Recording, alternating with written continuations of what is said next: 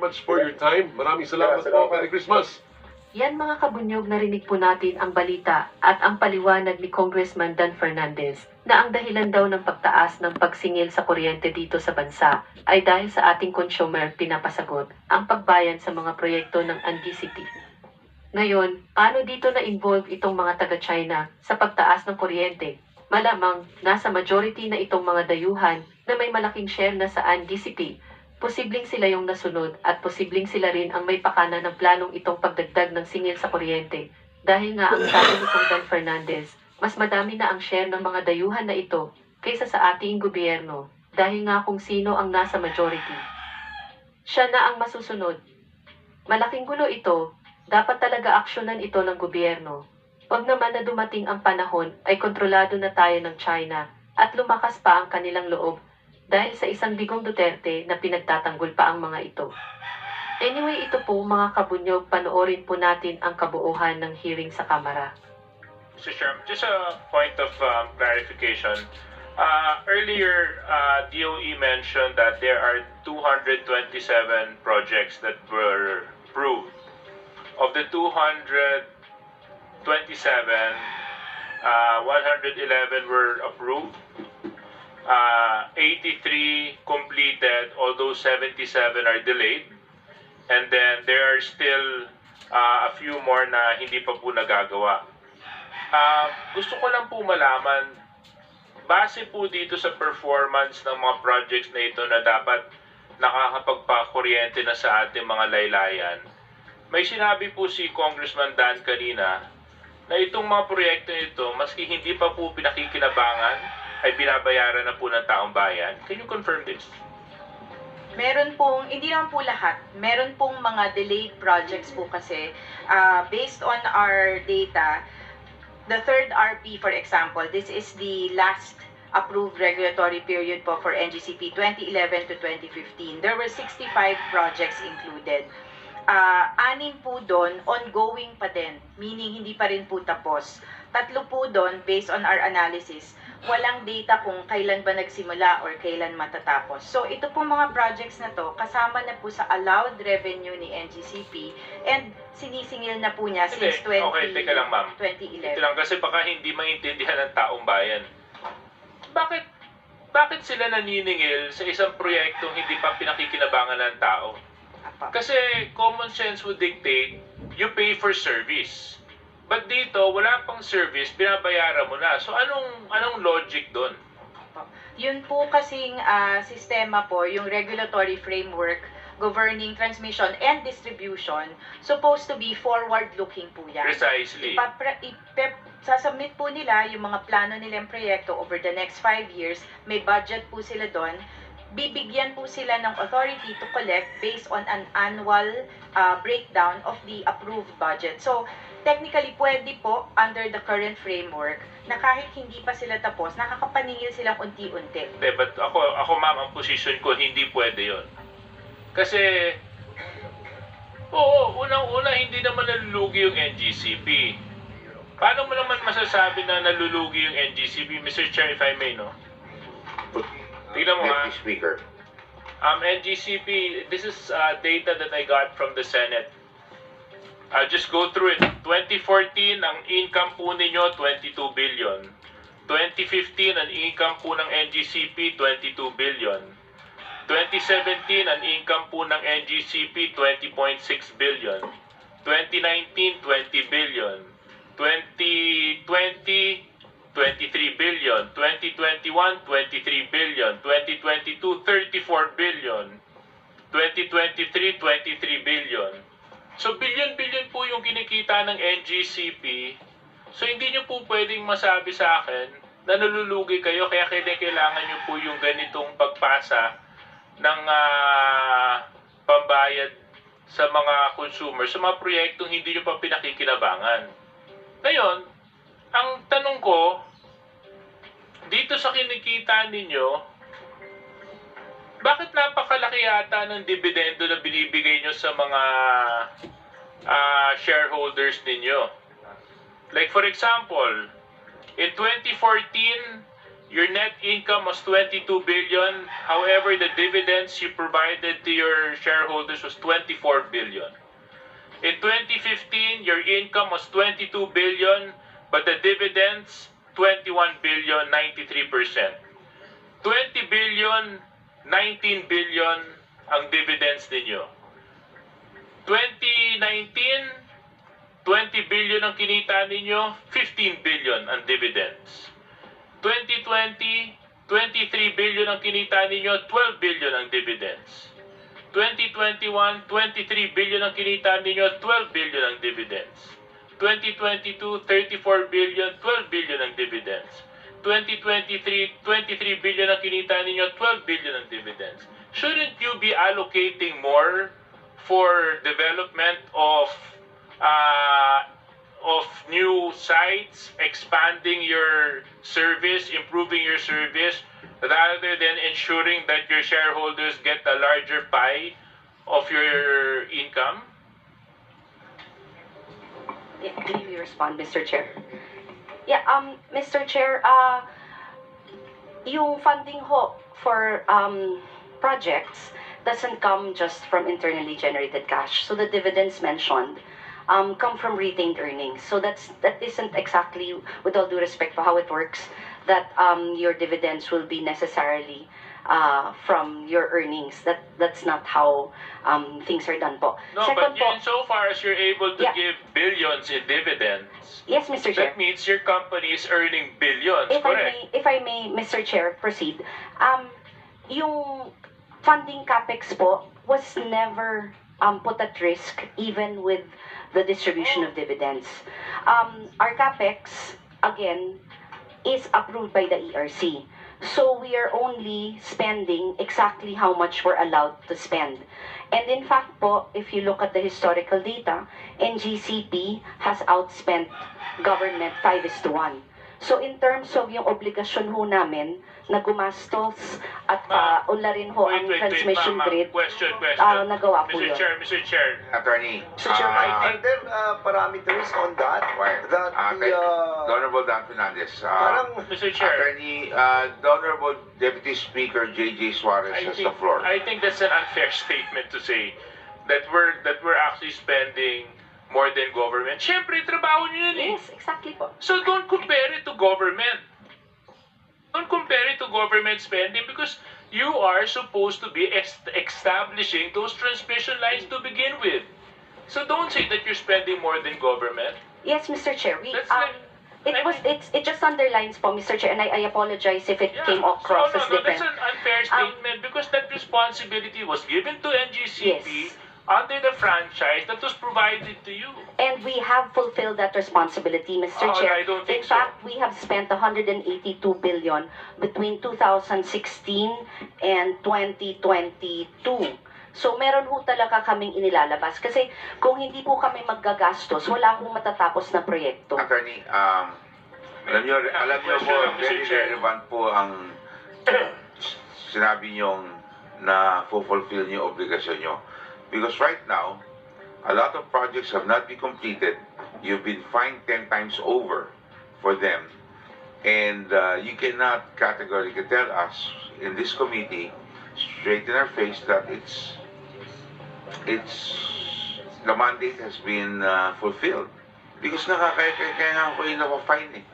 So parang kung may disconnect ko yung statement nyo at saka yung nangyayari po talaga sa ground. And For 40 years, Baldo Baby Man has been Korea's favorite flavor.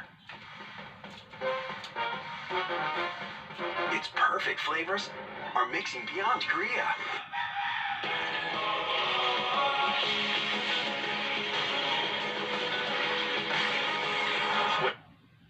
Speaker, from an incumbent deputy speaker to a former deputy speaker, the Honorable Yusek Sharon Garin.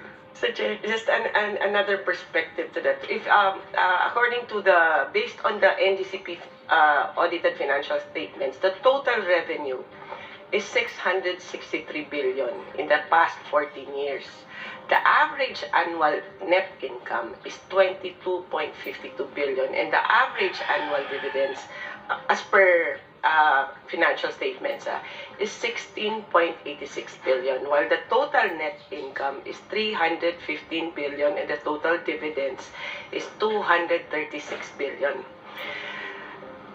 Ang capex nila, as of that financial statement, is 237.8 billion and total loan is 237.6 billion. Based on the report of Transco, na annual report, the total transmission asset is 544 billion compared to the above figures, and the total revenue of NGCP in the past 14 years is 662 billion.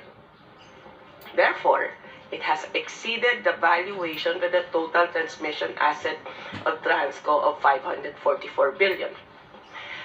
The total concession fee paid by NGCP in the past 16 years is 203.62 billion. That has been overtaken by the total dividends received by its owners of 236, mas mataas pa yung dividends, 236 billion. So with 10 more years under concession agreement, from the point of view of the investors, these numbers are very, very good, Mr. Chair. Thank you very much. Thank you. So in other words, Sharon ka rin. The Honorable Dan Fernandez is that So in other words, Mr. Chairman, kasi yung concession fees po nila, no, na babayaran nila in 20 years, 168.9 billion yung kanilang kontrata. Pero yung kinita nila, ang laki-laki na po. At ang totoo dito, yung wealth that is transferred by Transco to NGCP is not even shared to the public. Alam nyo, Mr. Chairman, in accordance with Section 8 of Republic Act 9511, sinasabi dyan that the grantee, the NGCP, shall list subject to the requirements of the Securities and Exchange Commission and the PSE and make a public offering of the shares representing at least 20% of its outstanding capital stock. Alam mo, Mr. Chairman, ang sinasabi po ng batas natin sa Republic Act 9511, Section 8, dapat yung at least 20% ng NGCP are being open or offer to the public. Pero, Mr. Chairman, I have so many questions about this issue wherein indeed the NGCP offered to the public its 20% share in accordance with the provision of Section 8 of Republic Act 9511. Mr. Chairman, we all know that ang breakdown ng ating pong NGCP, 40% yan is owned by the China Grid Corporation and 30% is owned by Monte Oro Grid Corporation and 30% is owned by the Kalaka. The NGCP applied, no? Kasi sabi ng batas 10 years 10 years kailangan bago mag-expired. Simula sila ng 2009 January. Dapat nung January 15, 2019, dapat nakapag-offer na sila sa public nung share na sinabi ng batas 20%. Pero, Mr. Chairman, sa nabasa ko sa website, no, na nakuha ko sa ERC, and try to find out sa website ng NGCP, yung public offering, no, wala po ako nakita, kundi ang nakita ko is share swap.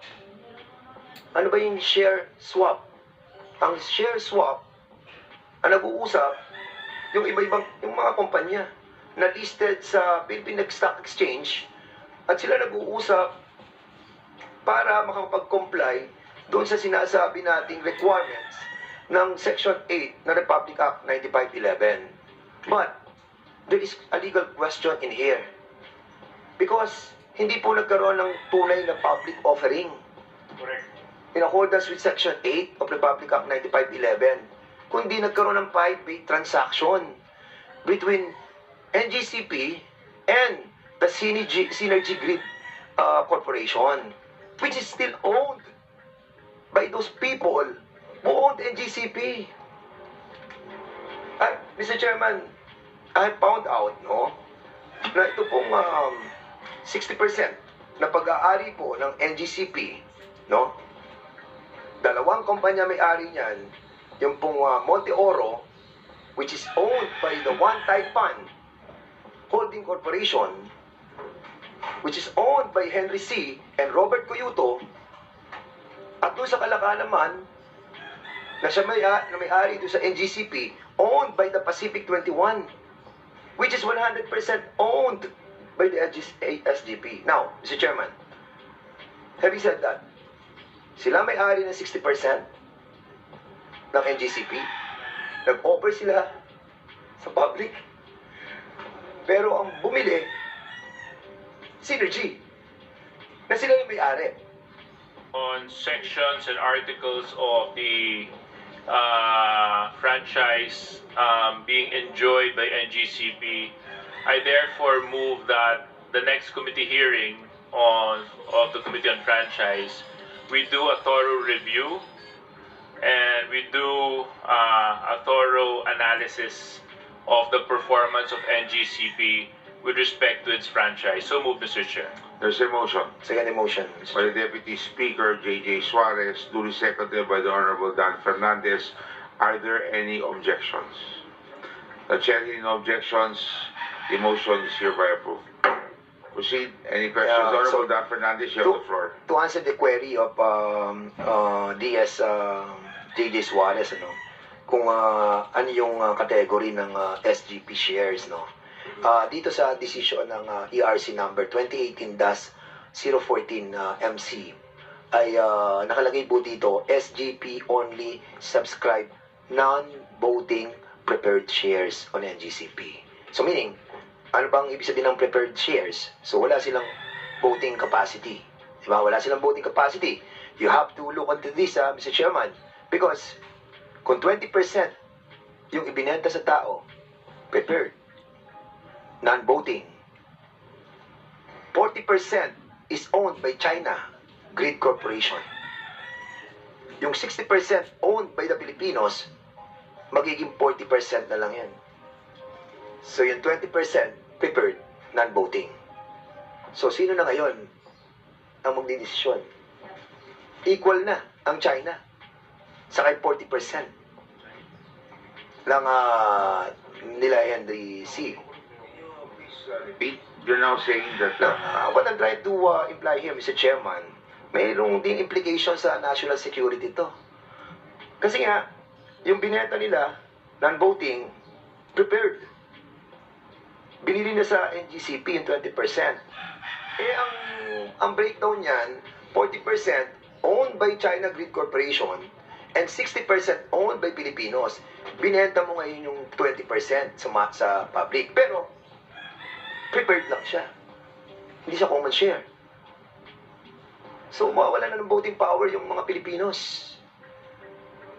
Have you seen the implication of this backdoor that they have done? Mayroon pong may national security content. And we have to be wary about this. I don't know.